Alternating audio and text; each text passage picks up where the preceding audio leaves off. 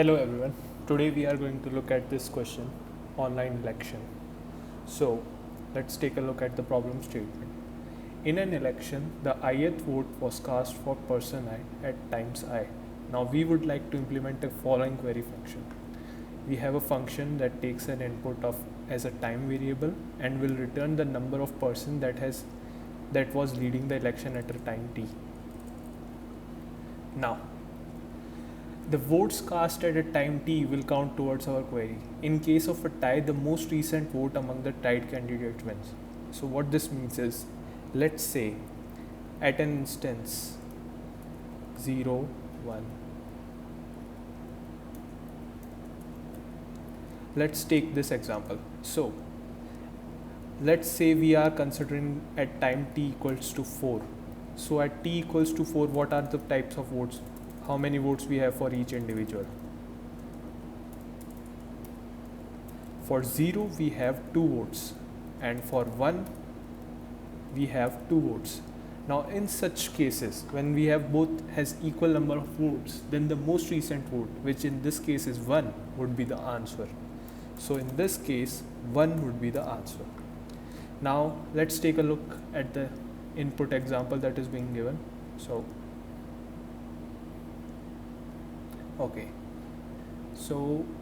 this here is the votes array that is given to us. So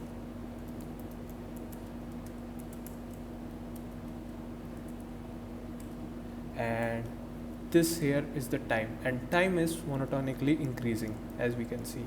So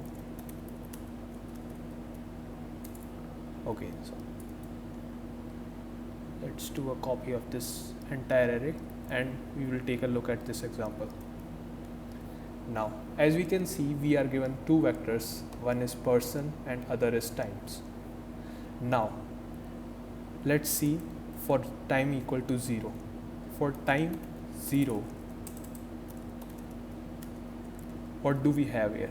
For time 0, there is only one vote cast, so the answer is 0, because 0 is the only vote cast and it is in lead, so answer is 0.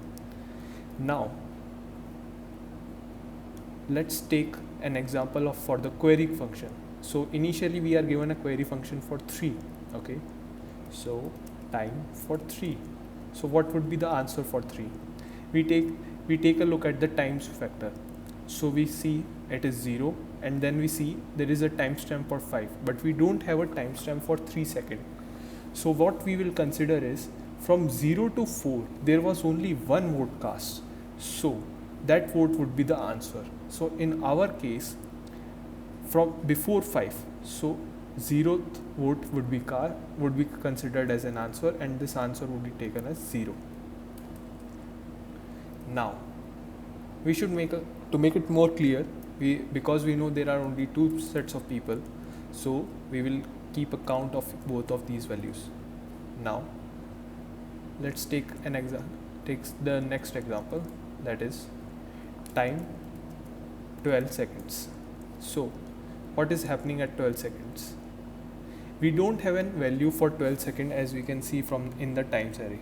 So what we have is, we find the next 15th second value, and before 15 there is the 10-second value. So whatever the answer was for 10 seconds will be the same answer for 10 to 14 seconds, because at 15 seconds there is a new vote cast and a new lead we will get a new lead. So from 10 to 14, whatever the answer is for 10 will be the answer for 12 seconds. So till 10 seconds, how many votes have been cast? For 0, there is only one vote cast. For 1, there are 2 vote casts, as you can see here. These 2 votes have been cast. So the answer is 1. So for 12 it's 1. Now let's take a look at 25. Now 25 is interesting. Why? You will see here. So we see that 25 is there. Okay, so now we have found a time that is already there in the time array. So what we need to do is basically search till count all the votes that have been considered till this point and find the winner. So when we count the values, we find that there are 3 votes for 0 and 3 votes for 1. Now this is a condition of tie. So what we do in a condition of tie is the most recent vote among the tied candidates win. So in this case, the most recent vote would be 1, because 1 was cast at 25 second, and so the answer will be 1. And similarly, all the other examples for 15, 24 and 8, the same scenario will continue. Okay, now let's take a look at the implementation part. Now what we really need is, one, we need to keep a count of all the votes that are being considered, and also for each time we have to consider who was in the lead, and whenever a query comes, we have to simply search through the vector and find the answer. Now here is a brute force approach that you might be thinking. You might be thinking that for each second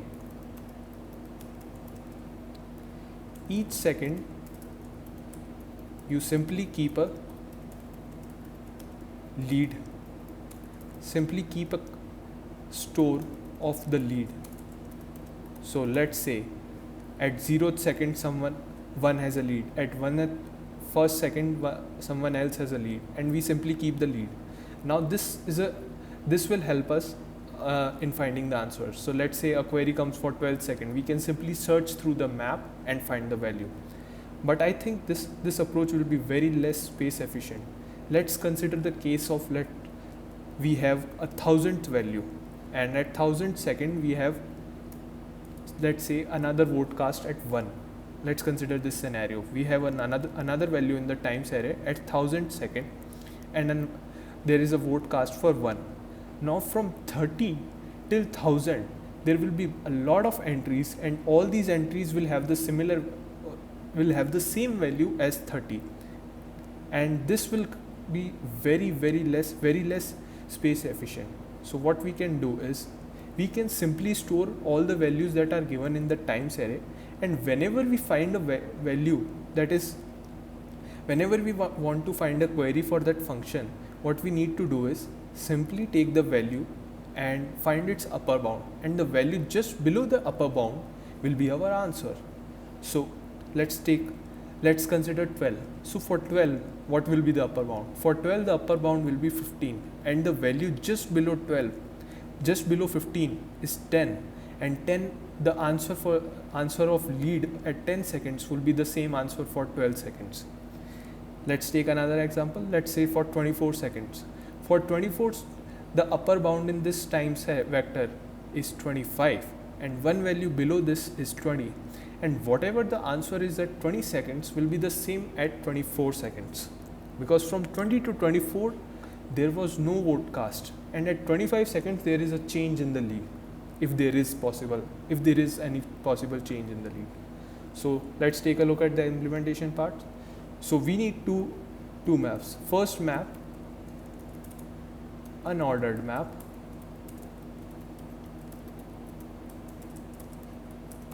to umap.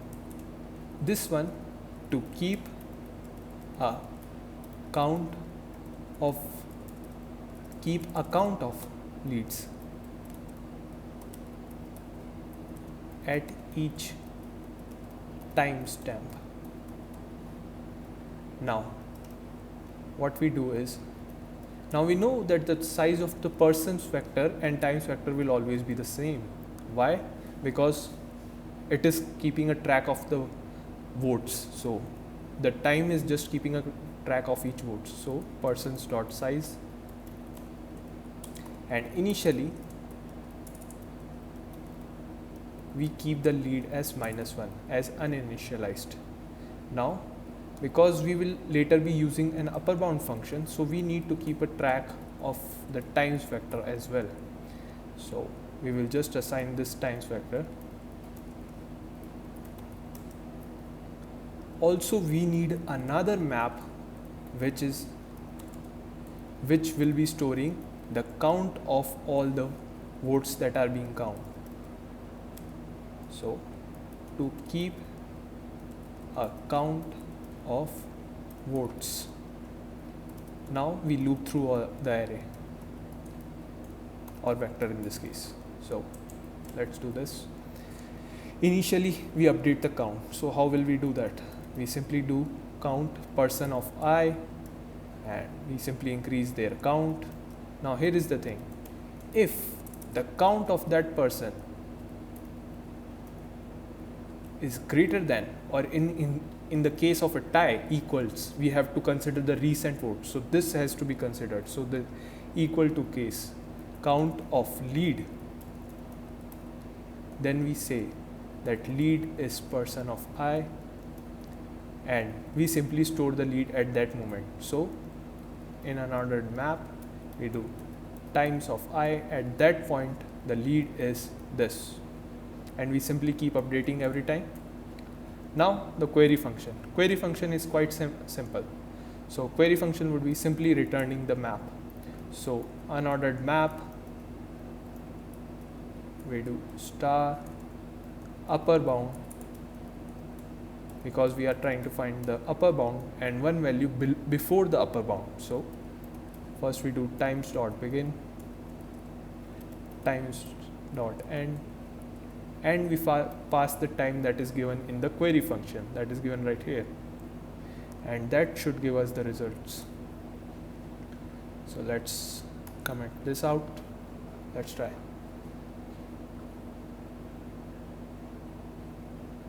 Oh, what's the error?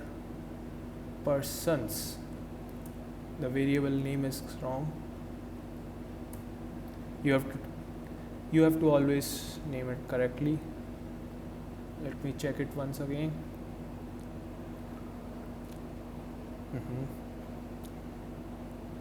Oh wow, persons, never keep it person. You will always make this mistake, end up making this mistake. That's okay, accepted, finally accepted. So now let's submit this.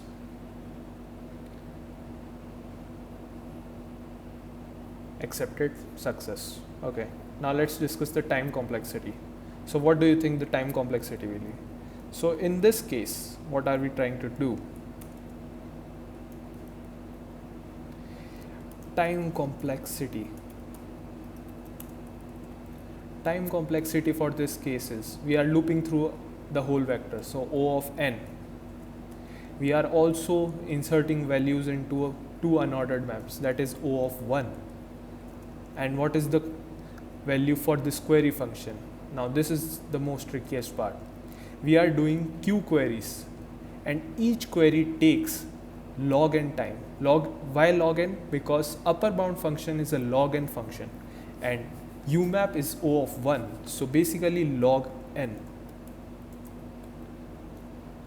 So log n, why log n? Because n is the size, so log n times Q, the number of queries, and O of n. And what would be the space complexity? Space complexity would be O of n, because at the worst case scenario, all the persons are different, and in that case we end up storing for each separate person one value, and it becomes O of n in worst case scenario. So time complexity is O of n plus